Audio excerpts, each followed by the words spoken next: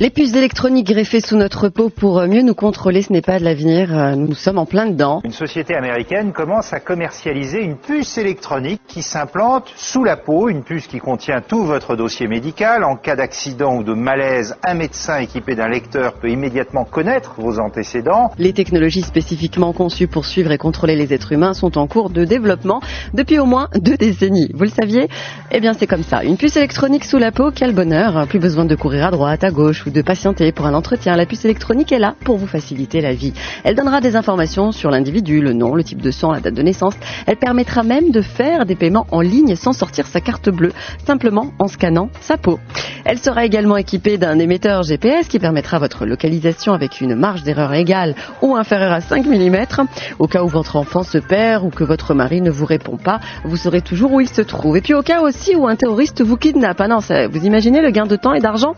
Pardon ? Vous n'êtes pas d'accord ? Ah non, mais personne ne vous demande votre avis. Cette loi européenne a été votée en secret en 2010, poussée par le gouvernement américain, quelques jours à peine après la réunion du Bilderberg. C'est une sorte de G20 non démocratique qui réunit plus de 100 personnes et les plus influentes du monde occidental, bien évidemment. Une loi qui bientôt s'appliquera, attention, à toutes les écoles, tous les collèges et tous les lycées européens.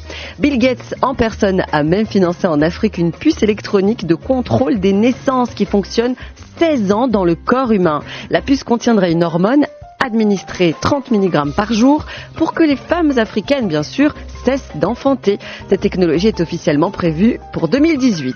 Quant à ceux qui se disent non concernés, détrompez-vous, vous pourriez même faire partie de ceux qui cachent dans leur papier une puce électronique qui vous suit vraiment de partout. Ce sera un jour le cas des cartes bancaires. Ah non, pardon, ça c'est déjà fait. Bon, quant aux passeports, alors les passeports, sous l'impulsion des États-Unis échaudés par nombre d'arguments liés comme d'habitude au terrorisme, le passeport biométrique s'est imposé comme un gage de sécurité dans les aéroports. Derrière sa relative simplicité se cache un véritable arsenal destiné à vous contrôler, une armada sécuritaire parmi laquelle on retrouve une puce électronique. Il suffit en plus de 4 heures à un lecteur électronique pour, attention, copier les informations contenues dans cette puce et déverrouiller complètement le code de protection qui lui est propre, et ce à distance sans que vous ne vous doutiez de quoi que ce soit. Les puces électroniques qui garnissent les passeports biométriques renvoient des signaux différents à plusieurs mètres de distance en plus suivant la nationalité.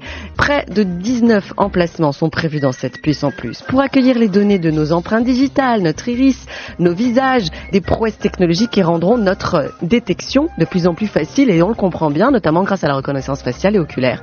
Jusque-là, certes, c'est choquant et surtout exaspérant, mais il existe des cas extrêmes, comme nous l'apprend Internet. En Espagne, une discothèque a lancé la mode d'une puce sous la peau, juste pour permettre aux clients de devenir VIP. Comme un produit de supermarché, les clients sont barcodés et la puce contient leur crédit consommation. Légalisée depuis 1 an, cette greffe est même proposée à l'intérieur de la boîte contre 125 €.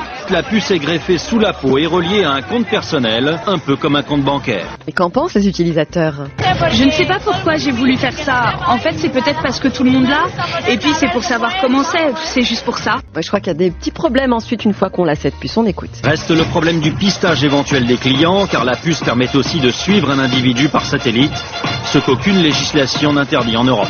Et puis si on veut enlever cette puce, eh bien il va falloir passer en opération chirurgicale, et ça c'est pas de la fiction.